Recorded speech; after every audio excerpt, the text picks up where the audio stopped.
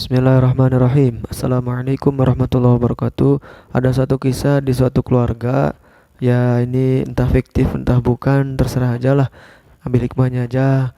Nggak usah cari tahu di mana kejadiannya, siapa, kapan. Nggak usah. Ambil hikmahnya aja dari cerita ini. Di sebuah keluarga itu ada orang tua. Ya orang tua tuh berarti ayah dengan ibu kan. Ya ayah dan ibu punya anak teh lima.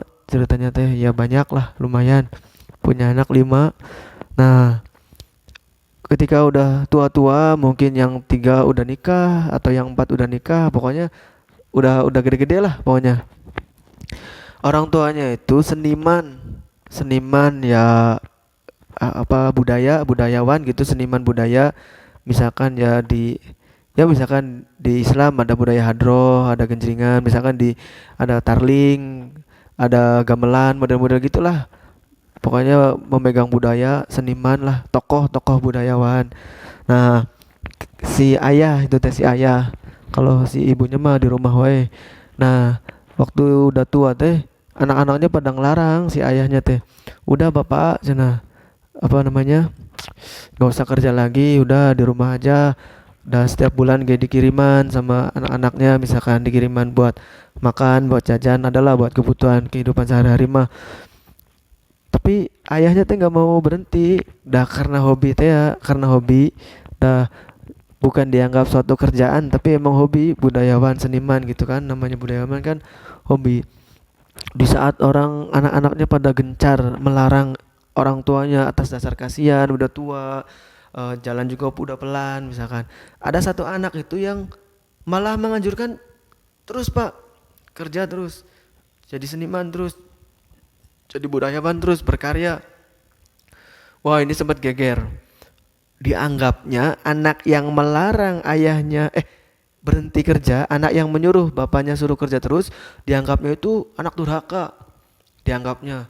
Bahkan sampai terdengar sama bibi, paman, ponakan, sepupu, sedada, pokoknya semuanya lah, saudara-saudara lah.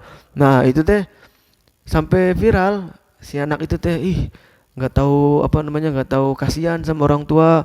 Orang tua udah tua masih disuruh kerja terus, bukannya dilarang kerja malah disuruh-suruh. Nah anak ini teh anak yang paling tua, sehingga didengar omongannya, ibaratnya agak berkuasa lah anak yang paling tua. Sok terus aja pak, kerja kerja kerja katanya. Diam si anak yang ngelarang bapaknya berhenti teh, yang suruh kerja terus teh diam weh, nggak pernah ngejelasin apa alasannya, terus aja terus pokoknya. Akhirnya apa bahasanya, dia tuh bisa menahan diri, mau dibully mau gimana dia mau nggak jelasin apa-apa. Dia lama kelamaan sampai parah-parahnya nyampe tuh ke ya uak, berarti ya kakaknya orang tuanya, uak-uak, paman-paman semua, sampai berita-berita itu teh. Akhirnya saking banyak desakannya, mungkin si ayahnya juga bingung, banyak orang yang nyuruh untuk berhenti, akhirnya berhenti. Berhenti jadi seniman, berhenti jadi budayawan di rumah aja. Seminggu berhenti di rumah langsung sakit, plus sakit, sembuh lagi, sakit lagi, udah mulai sakit-sakitan tuh. Semenjak berhenti dari berkarya, semenjak berhenti dari kerjanya, sakit-sakitan terus sampai kalau nggak salah itu sebulan ya, sebulan lah, sekitar sebulan kemudian lah meninggal, wafat. Nah di situ si anak yang tuanya tuh ngejelasin akhirnya, seandainya kata dia, ini bukan ngebahas tauhid ya. Kalau tauhid ya udah jelas, ajalnya udah segitu. Secara tauhid udah jelas, tapi kata si anak ini, seandainya kalau bapak masih berkarya, diizinin berkarya, mungkin saat ini masih hidup dan sehat-sehat selalu katanya. Nah ternyata emang benar dalam penelitian ini, terlepas dari tauhid ya. Kalau secara tauhid jelas ya, itu udah takdirnya meninggal aja pada saat itu ya. Cuman secara kesehatan, secara penelitian katanya orang tua yang terus berkarya, terus kerja, apalagi kerjaan itu yang dia senangi, yang dia jiwai dari kecil sebagai seniman budayawan, itu akan memperpanjang umur. Ketika seseorang sudah berhenti dari aktivitasnya, dari kebiasaannya, dari hobinya, dari pekerjaannya, dari berkaryanya, maka lambat laun saraf-saraf otak akan melemah semua. Itu secara penelitian kedokteran.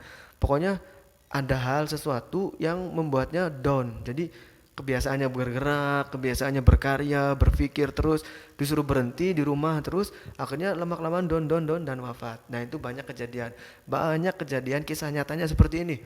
Orang tua ketika sedang berkaryanya asik-asik, berkegiatan sama teman-temannya kayak sama di kantor kayak dimanapun, ketika disuruh berhenti sama anaknya, nggak lama dari situ, lihat aja, nggak lama dari situ biasanya meninggal. Ini kebanyakan ya, terlepas dari ajal ya nggak tahu, Allahu a'lam ya, terlepas dari ajal. Cuman secara kedokteran emang benar, secara ilmu itu ada kayak gitu. Seseorang kalau diberhentikan dari aktivitasnya, dari kegiatannya, dari berkaryanya, dari hobinya, itu maka akan melemah semuanya. Dan rata-rata orang tua yang dilarang kerja, lambat laun nggak jauh umurnya biasanya. Makanya banyak yang bilang berkarya itu terus, jangan berhenti, terus berkarya. Kerjaan boleh berhenti, tapi karya di rumah silakan berkarya. Entah nanam pepohonan, nanam bunga, bisa jadi nyiramin, merawat, atau ternak ini, ternak lumba-lumba kayak apa, ternak kura-kura kayak kura-kura ninja, terserah lah pokoknya ada kegiatan. Jadi anak yang kelihatannya durhaka nyuruh orang tuanya terus kerja ternyata tujuannya baik. Anak yang nyuruh orang tuanya berhenti kerja ternyata akhirnya malah buruk dalam tanda kutip ya. Terlepas dari ajal ini, terlepas dari takdir ya. Nah itu. Jadi yaitu dalam Quran kan jelas. Sesuatu yang anggap kita buruk boleh jadi itu baik. Dan sebaliknya, sesuatu yang kita anggap baik boleh jadi itu buruk. Manusia itu bodoh, sangat bodoh. Semakin belajar, semakin bodoh manusia itu. Makanya ya kita selalu berharap diberi petunjuk, itu aja lah. Allahu a'lam bishawab. Assalamualaikum warahmatullahi wabarakatuh.